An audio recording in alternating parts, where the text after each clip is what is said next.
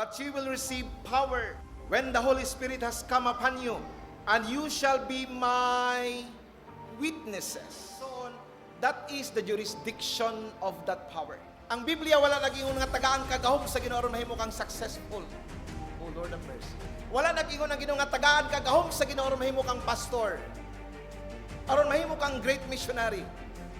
Aron mahimo kang great musician. No. God will empower you. God will anoint you to become a witness. Looking for power and anointing is useless. Kung wala ka kasabot nga ikaw di ay usa ka witness. Anointing is useless if you are not a witness. My preaching is useless if this preaching will not turn man to become a witness. That is the reason. That is our motivation. Why I studied so much. Not just to become an effective preacher, but to become a witness. If this church are raising pastors, leaders, and believers, we are in trouble. Ang church have only one purpose, and that is to raise witnesses.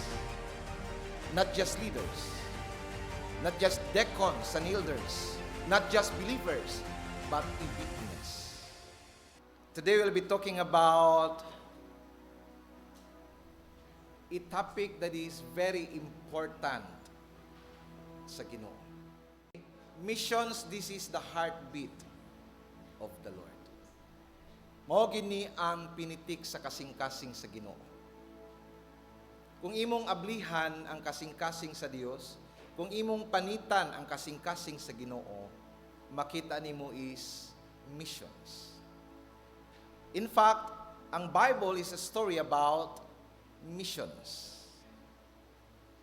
It's a story about God looking for man, not man looking for God. So mga igsoon ka ng phrase nga nag-ingon, salamat sa Ginoo, nakaplagan gid nako ang Ginoo. I'm so sorry, brothers and sisters, that is wrong theologically speaking. Kay sumala sa Romans 3:11, walay tao nga nangita sa Ginoo. Not even one.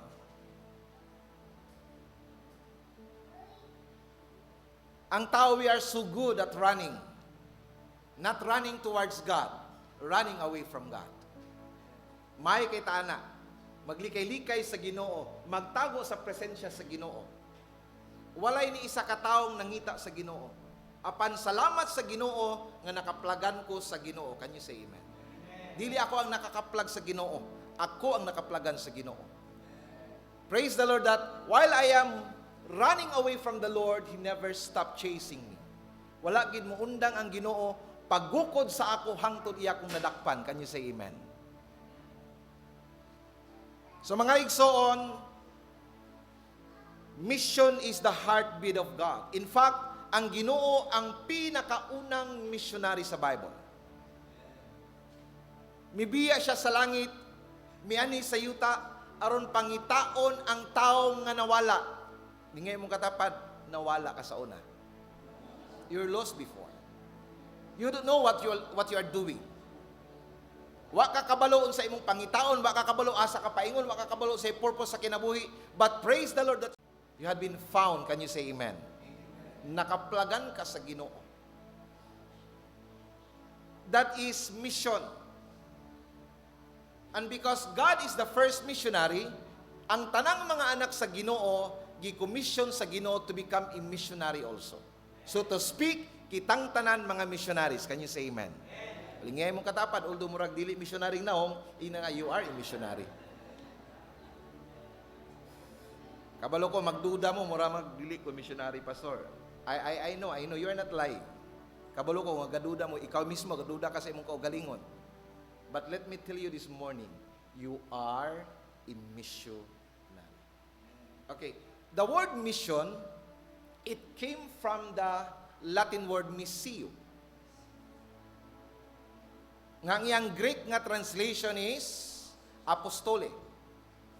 Nga iyang English nga translation is to send. So when you are in the mission field, buot ipasabot, gipadala ka sa Ginoo. You had been sent out. Mao ni si Pastor Noy has been sent out from the church. Mao kini kita mga igsoon. Gipadala kita sa Ginoo. Sa Matthew chapter 28 verse 19 to 20.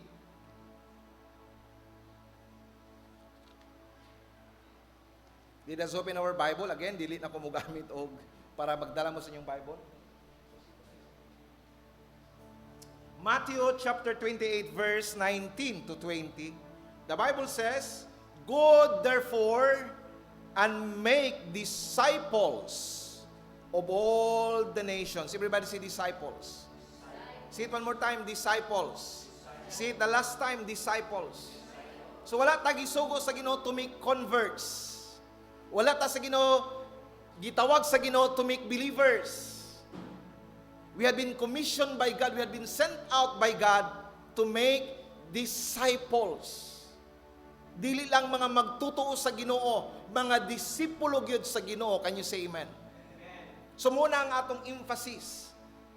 Nga kung magbuhat kitag mission, we are not just turning a person to become a believer of Christ.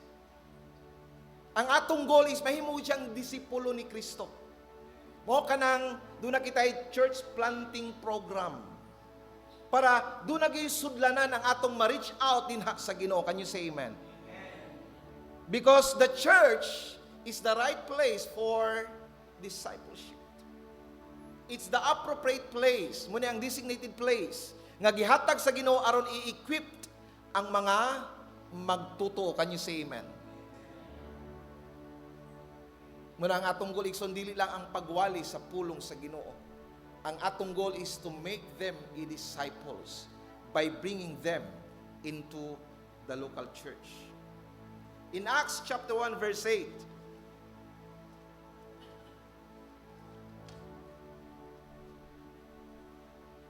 Acts chapter 1 verse 8, it says, "But you will receive power." Everybody say power.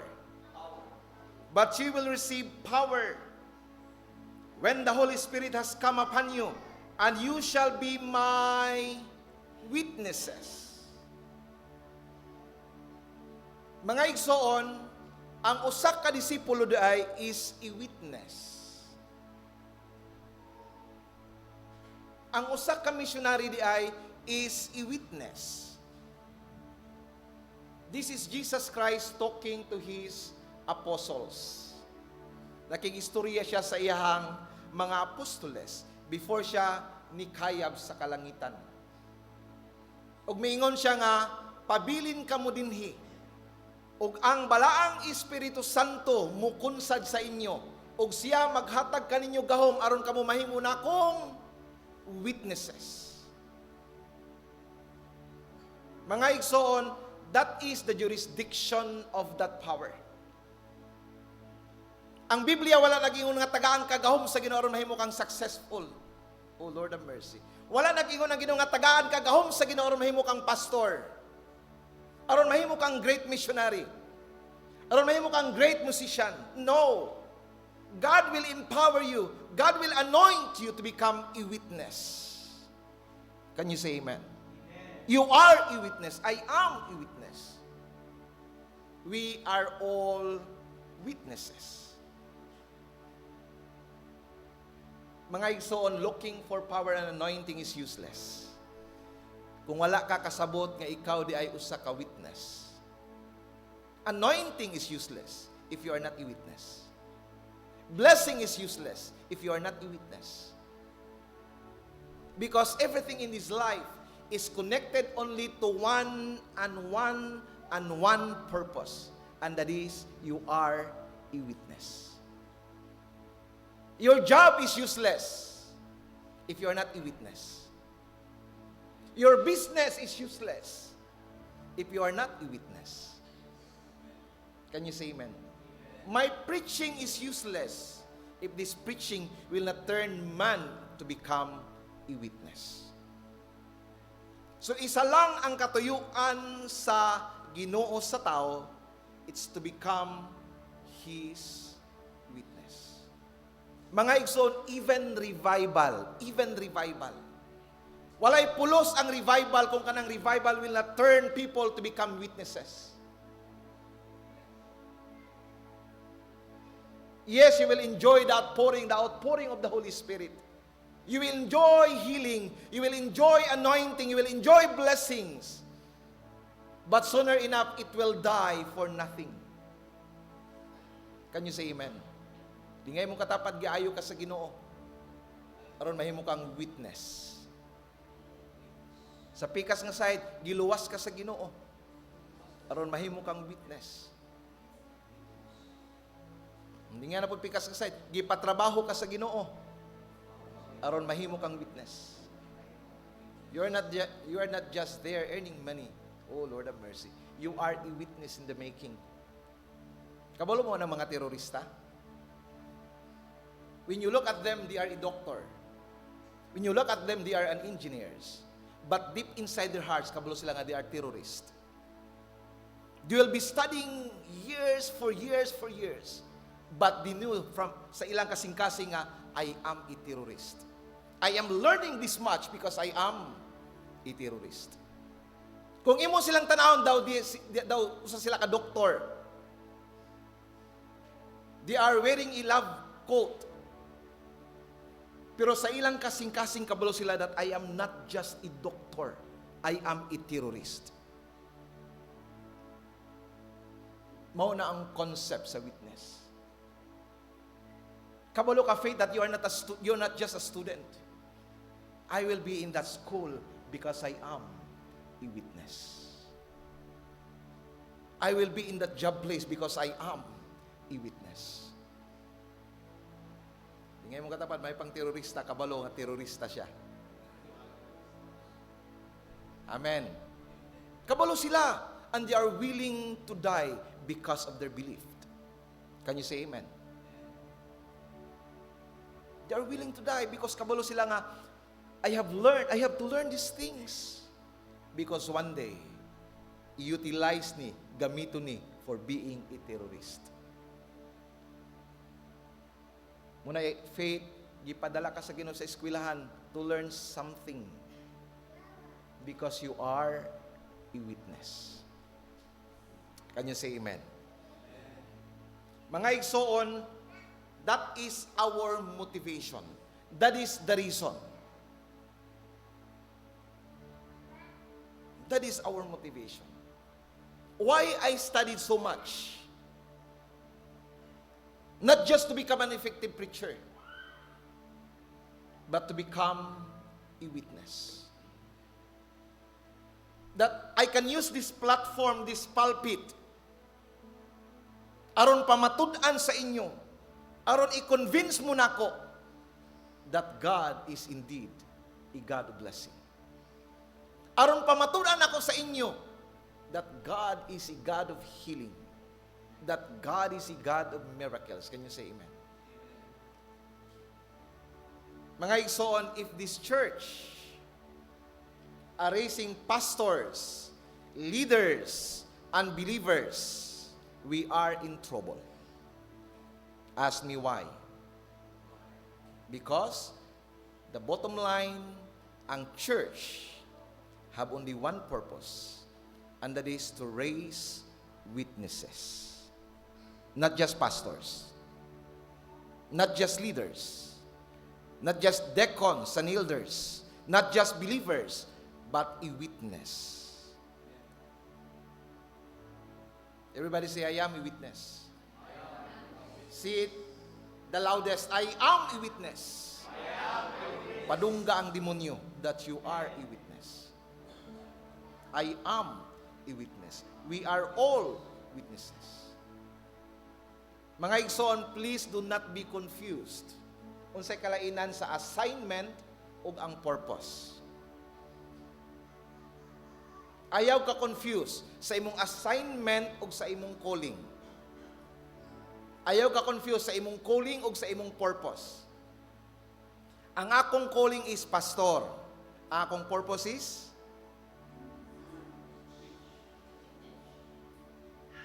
unsa akong purpose? witness. Isa lang ang atong purpose igsoon, regardless on sa imong assignment, regardless on sa imong calling. Si Pastor Noy is a missionary by assignment, a missionary by calling. Pero unsang iyang purpose? Is a witness. Estudyante, asa ka na-assign karon sa eskwelahan. You're not just there as a student. Unsa imong purpose? Witness. Please, ayaw kalibog sa assignment. Ayaw kalibog sa calling. You have only one purpose in life, and that is to become a witness. Bisag asa ka mo adto, you are a witness.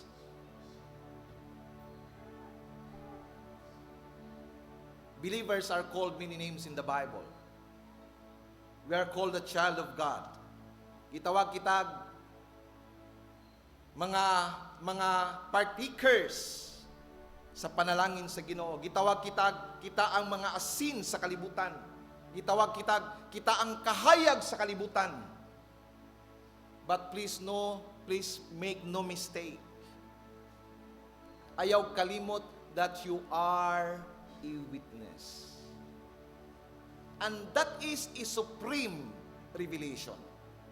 That is a supreme purpose, that I am a witness. Even Christ Himself, gitawag nga faithful witness.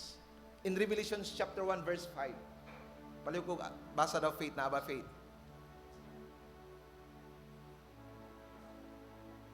Hindi ngayon mong katapan nga wala nagdalag Bible, next time pagdalag Bible. Ayaw pagdalag cellphone, Bible. Balik ta sa kinaraan. Balik ta sa kinaraan.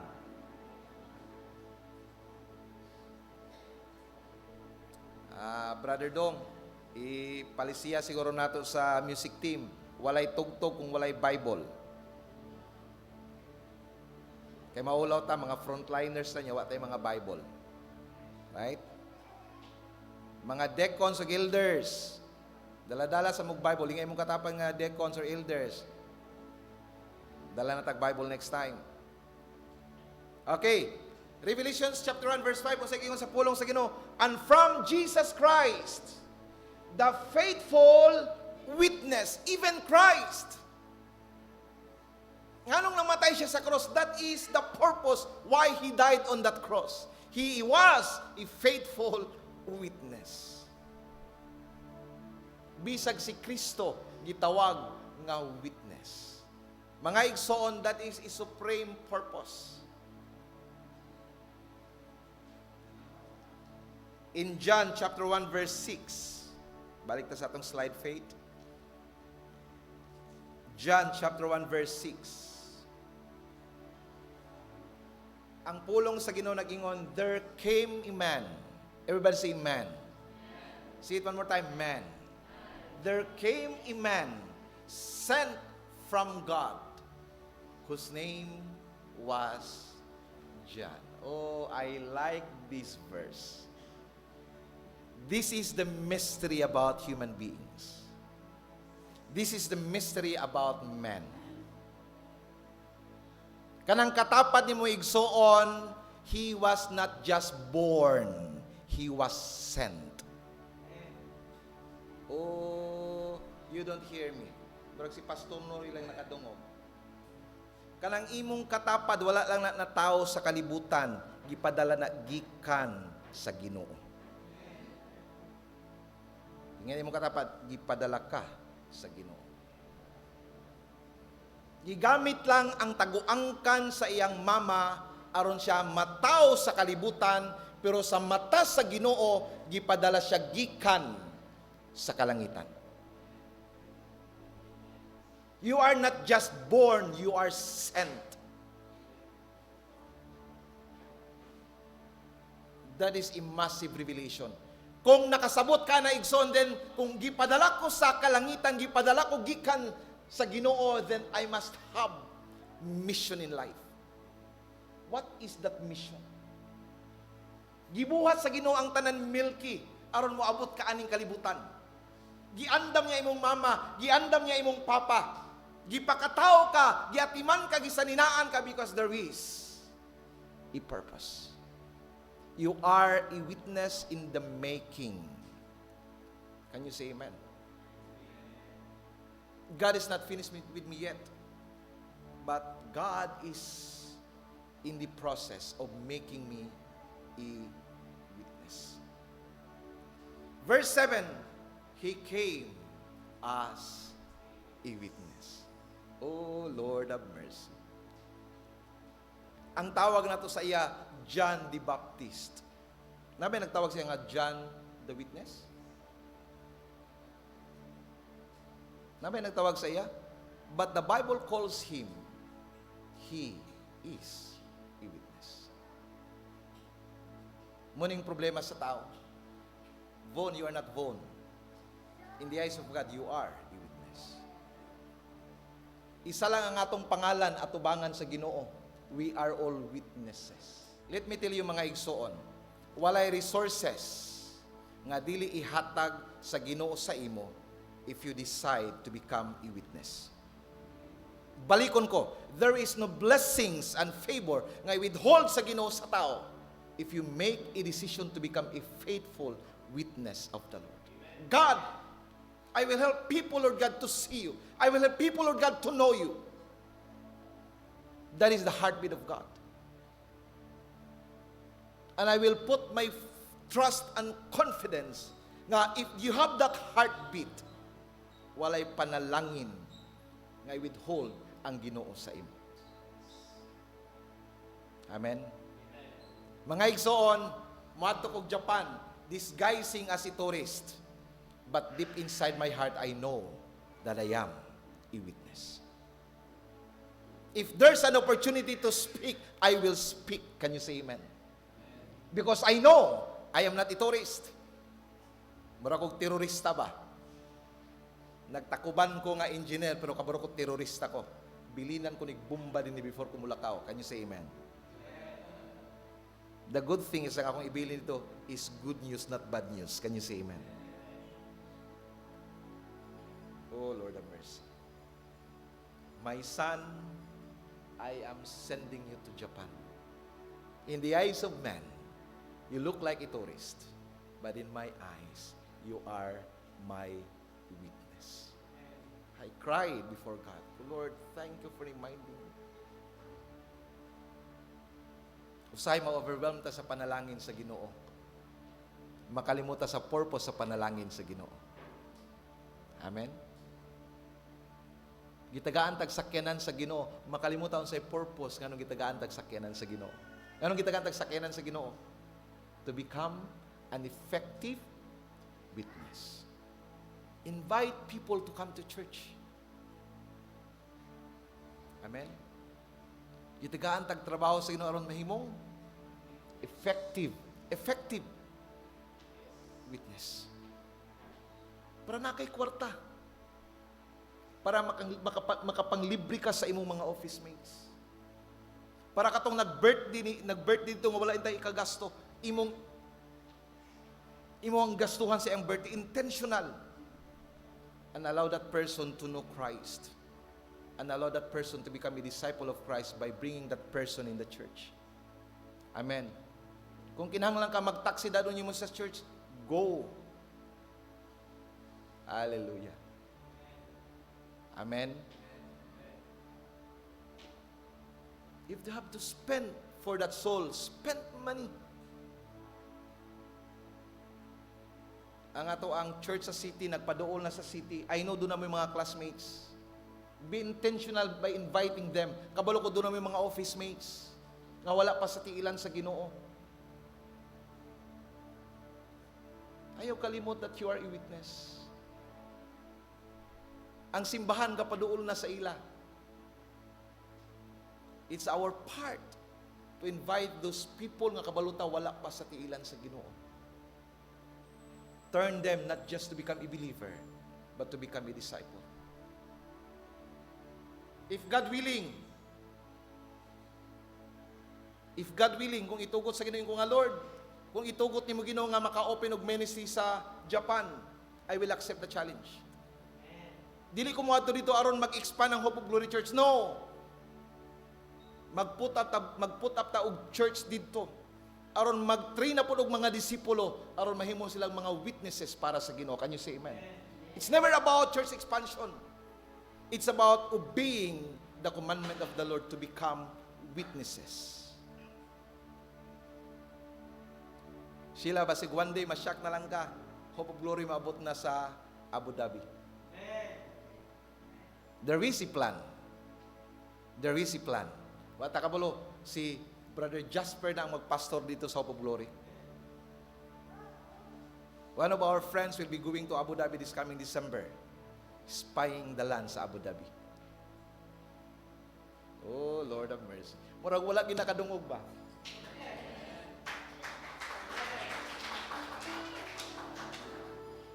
And just yesterday, our brother gave us a good news. There is an opportunity to plant a church in Pakistan. Wow. Doon na church dito. Nangitag pastor. Tingnan ko, Pastor Jeff, pastor. Di mo sugod si Ate Maribel, ayaw, pastor. Ingon ko muna, maguban-uban mo kang Pastor Jeff, kay kung kwaon si Pastor Jeff diya sa Ginoo dadon sa Pakistan, kamo na ang mahimong pastor. Palakpakan nato ang Ginoo.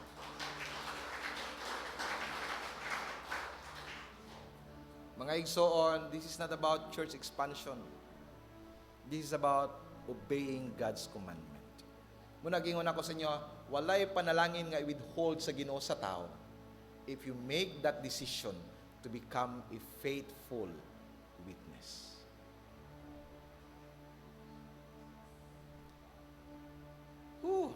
Kinsa man ang witness, pastor? Who is a witness? A witness is somebody, he is a validator of the truth. Siya ang mag-validate. Siya ang mag-testify. Siya ang magpamatuod nga ang tanang gibuhat ni Kristo nga milagro, ang tanang gisulti ni Kristo sa nga milagro, tanang gisulti ni Kristo sa Bible, ang tanang pulong nga nasa Bible, imong pamatud-an that it is the truth. Nga ang tanan tinuod. Mga igsoon, ang kalibutan needs witnesses. Munang maglisod na takaron o pang-invite sa kalibutan because kung imong tan-awon ang Kristohanon o dili Kristohanon, murag wa nay kalainan. There is no difference. We are not a witness for the Lord. Ang witness igsoon, i-convince nimo ang tao nga mutuo sa Ginoo. I-convince nimo ang tao nga milagroso ang Ginoo. I-convince nimo ang tao nga walay laing manluluwas si Kristo. That is the goal of becoming a witness. Dili lang ka magsangyaw sa pulong sa Ginoo. Dunay strategy nga buhaton nimo. Ang imong goal, agnihon ta ka nga mutuo ka sa akong isulti. Every time I sit down, mura ka kanang nagbaligya og negosyo bitaw, kabalo man si Romani Bono og si Jet. Every time I sit down with this person, kinanglan maklose na ko ang deal. Mo na ang kasing-kasing sa usa ka witness. That every time I sit down with somebody, I will convince this man to turn his heart to the Lord. Can you say amen? Muna ang usa ka witness. Mga igsoon, I am a token. You are a token. You are an evidence sa panalangin sa Ginoo. God needs witnesses. Everybody say, God needs witnesses.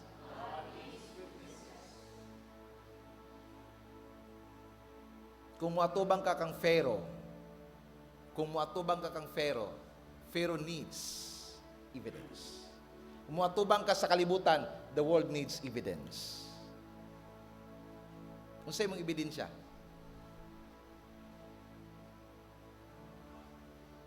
Karen, kung muatubang ka sa kalibutan, what is your evidence that God is good? Your life, exactly.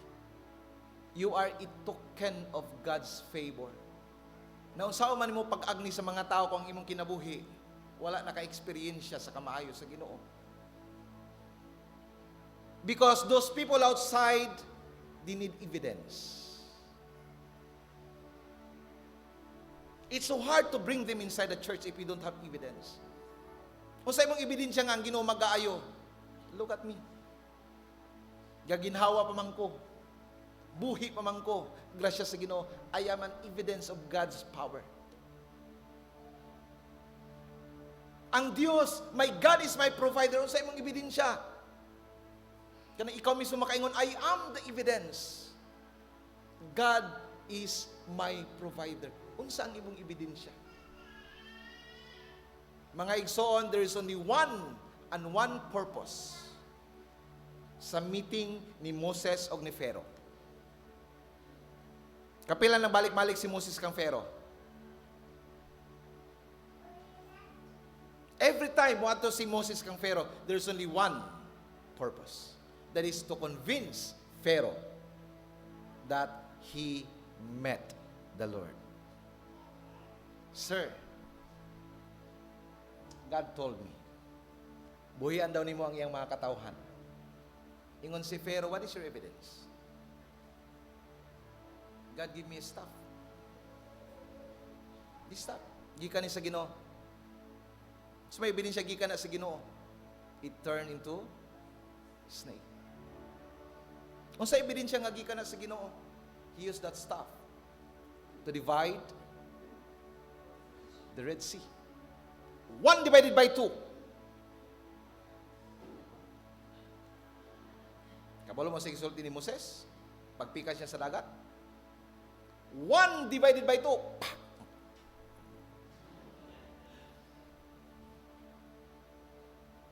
Mga igsoon, God needs a witness.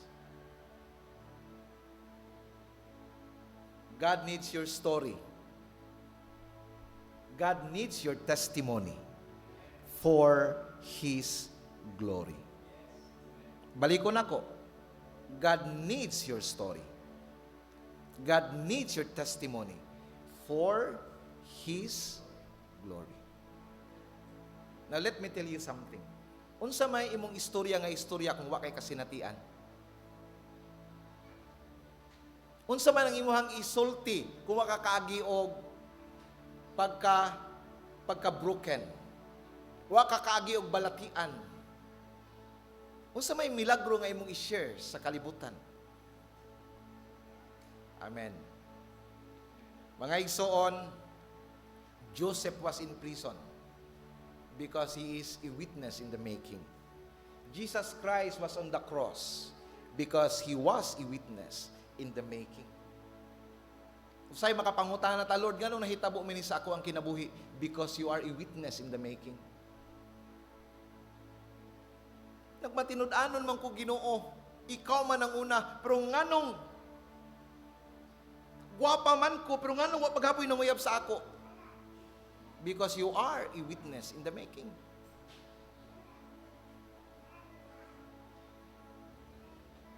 Di nga mong katapat, ayaw pagdali. Di nga mong katapat, ayaw pagdali. Oh Lord, ayaw dauta ang proseso sa Ginoo sa imong kinabuhi. Ayaw i-spoil ang nindot nga plano sa Ginoo sa imong kinabuhi. Hunahuna nimo, mahutdan mo kong lalaki ani pastor. 45 years old naman ko pastor. Igsoon, just wait patiently. Can you say amen? Paabot. Because you are in the witness. You are a witness in the making. Ginaumol ka pa sa Ginoo, ginaplastar ka pa sa Ginoo, ginadisciple ka pa sa Ginoo, ginatrain ka pa sa Ginoo to become an effective witness. Can you say amen? Estudyante, be patient. Kaapoy na kay pastor, lisok kay mathematics pastor. Napay physics nga. Law of gravity. No. Don't say that one. God is making you to become a person, to become effective witnesses for His glory. Can you say amen? Hang in there. Pastors, maglisod to, nga nung pait man kay ni Lord. Ano wa pa mo kumaayo Ginoo? because God is making you a witness.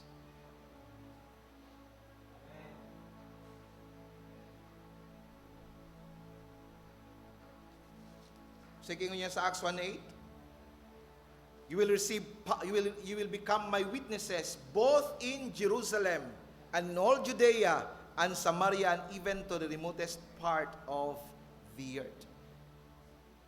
So there is a location of our witness. There is a geography sa atong witness. Everybody say there is a location. Mga igsoon, it's never about going. It's about making disciples. Because kitang tanan, it's never about going. Say mo kumingon ta nga, pastor, di mo ko mahimong missionary, pastor, oy kay di mo ko makatugwan. No, it's never about going. Dunay mga tao nga dunay gasa na nga special. Nga mag-learn gid sa kultura sa laing nasod. You don't have to be in another place to become a witness. Because kada adlaw we go somewhere. Can you say amen? Every day nagalakaw mo. The point is bisag asa ka mo adto, be an effective witness. Everywhere, anywhere you go, you are a witness. I will give the rest of the time to Pastor Noy to tell us about the ministry in Pakistan and to challenge us about missions, to impress to our hearts, no? Something ag-impress sa Ginoo sa iyang heart. Pastor Noy, God bless you, Pastor Noy.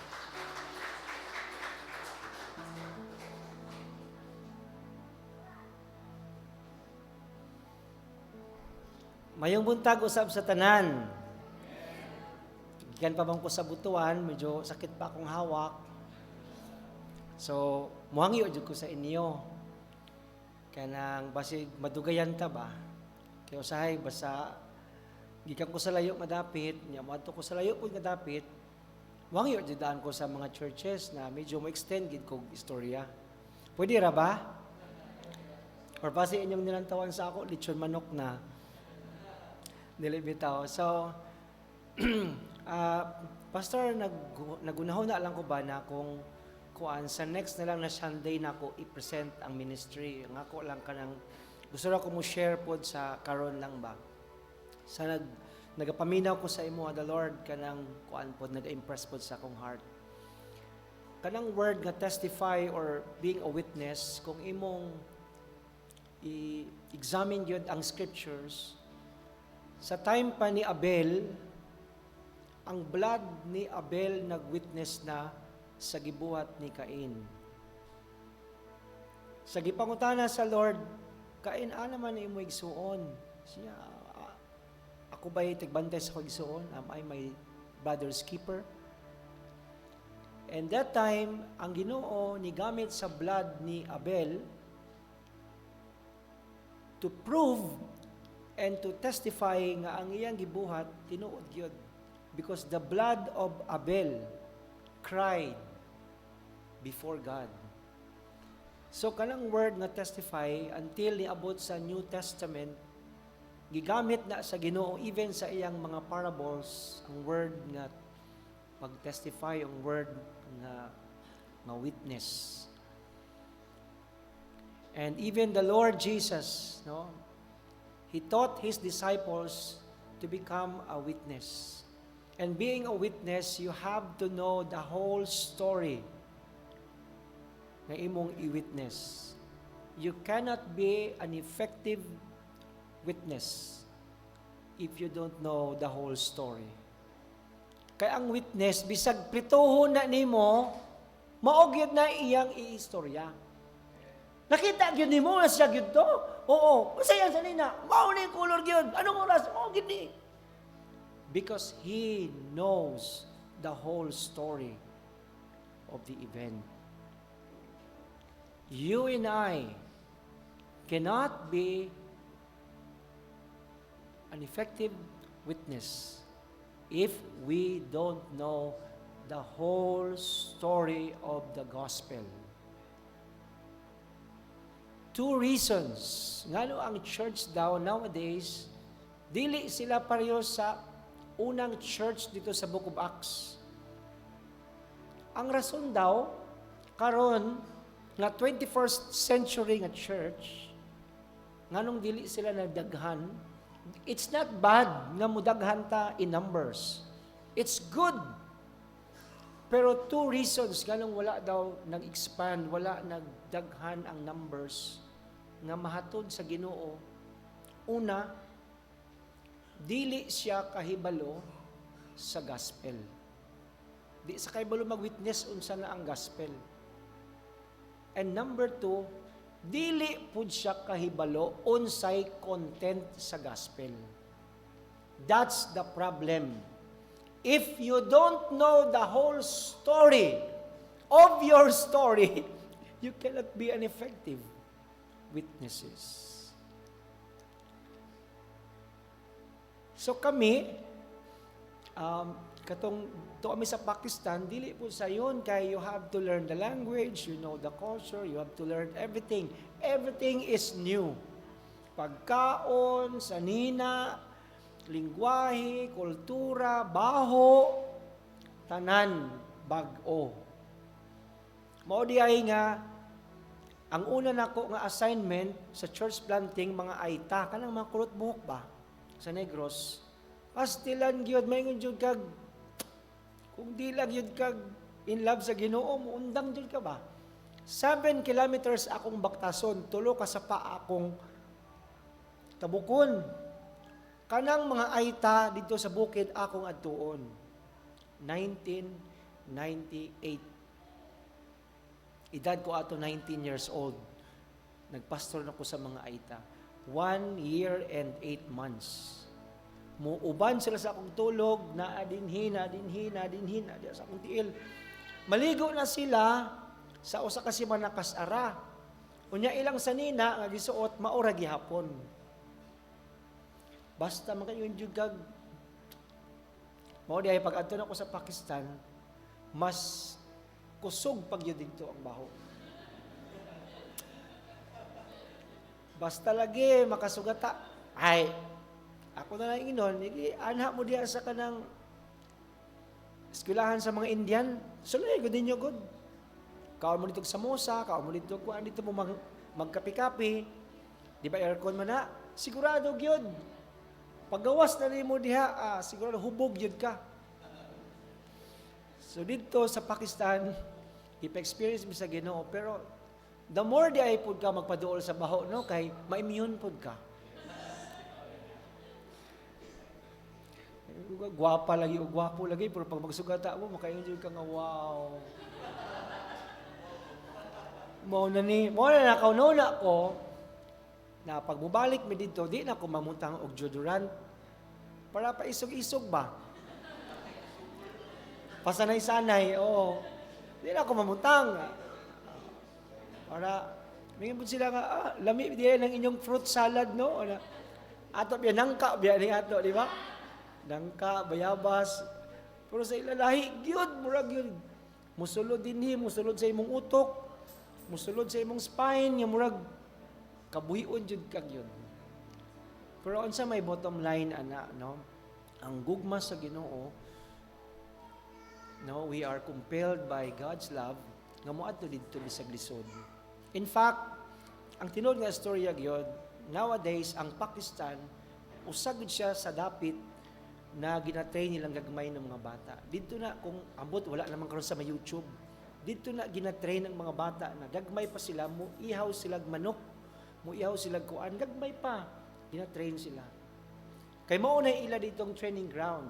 Mo na si Bin Laden dito na sakpan, 2 hours away sa among area. Ang iyang anak, dili na siguro pud maihap ang iyang anak, kay daghan man si asawa. So ang iyang anak nag-scattered dito sa Pakistan. So mao na nga kami, kung ingon na kahadlok na po tayo kahadlok, of course. No? Pero kung mamatay na lang tanga para kang Kristo, okay ra. Kay sila man gani, no? Willing sila mamatay mo raise up sila mga suicidal bombers, nganong kita dili man ta mo raise up og mga gospel bombers. Amen? Si pastor mo atog Japan, dili man suri-suri bitaw. Usahay bitaw makaunaw na ko sa among church na agyapon. Suri sa Japan, suri sa Korea, suri sa kuan. Pero murag pait lang kay pag-abot dito, ang highlight mga pagkaon, mga unsa, mga ano, pero wala gyoy witness. Wala yung witnessing na hitabo. So, tagaan ka sa Ginoo opportunity karong nga year maka-travel. Paniguraduwag yun nga na kay maampuan dito, na kay mabinlan dito pulong sa Ginoo, na kay ma-encourage, na kay mahatod sa Ginoo. Sa Pakistan karon nagulat dito mga sa Islamabad alone, mga nasa mga 2,000 na siguro sila nga mga Pinay. Pero ayaw lang adto dito kung single ka, kay tabangan ka dito sa mga Pinay nga mga bugoy. Bawal dito ang single, dapat married gyud. Kasi muna si Pastor Jeff, murag bagay na dito na kuan, uban sila pastora. Ang mga Pinay dito nanghinalan pud og pastoran. No? Dili lisod. Oh, kung muspay ta dito lan, magturista dito. Okay kaayo dali ra. No? Nalaman sa may city, di naman tamo adto sa gawas kay sigurado gyud ikaw ra man dili bangason dito. Natagalingi nimo mga tag-as mga bangas, ikaw gid ang muntik na gani ko na rape dito kay wa tay bangas. Pero salamat sa Ginoo, inako akong ripon ko ani in Jesus name gid lagpot gid ba. No, pero mo na no. So kato nga time no, dito mi nagministry mi dito pero dili pa gid natapos. No, kay kato nga time mga Muslim man gid among natutok, lisod kaayo gyud. Ang Pakistan considered pa nga hard soil gid gyapon ang Pakistan. Dili gay sa dayon ma-penetrate. Mao na karon ang gihatag sa Ginoo sa amo, ang mga Christians maoy equip to continue the work. Bumalik mi dito, Lord willing, mo commit ba mo nga mutabang? Amen? Kay ang gingon sa Lord no, John chapter 4 na kanindot mo ana. Pag kanindot kaning verse kaning ako gining i-share sa inyo before ko mag ano no.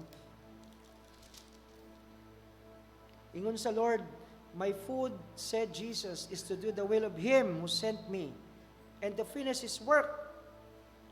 Do you not say, 4 months more, and then the harvest?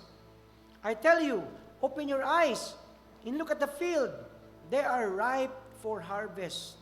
Even now, the reaper draws his wages. Even now, the harvest, the crop, for eternal life, so that the sower and the reaper may be glad together. Thus the saying, one sows and other reaps, is true. I sent you to reap what you have not worked for. Others have done the hard work, and you have reaped the benefits of their labor. Hado mo sa inyong pastor, mo atong Japan? Sigurado gid na. Oh. Na di na sa mulaglag dito gyud maningkamot ang inyong pastor nga makakita gyud og mga kalag dito. Kamusad na mo'y mga passport kasi na mga passport. Taas kamot. Kay nangita mi ron og muuban sa amo. Nya librehon na mo og 50% sa pamasahe. Muuban sa Pakistan.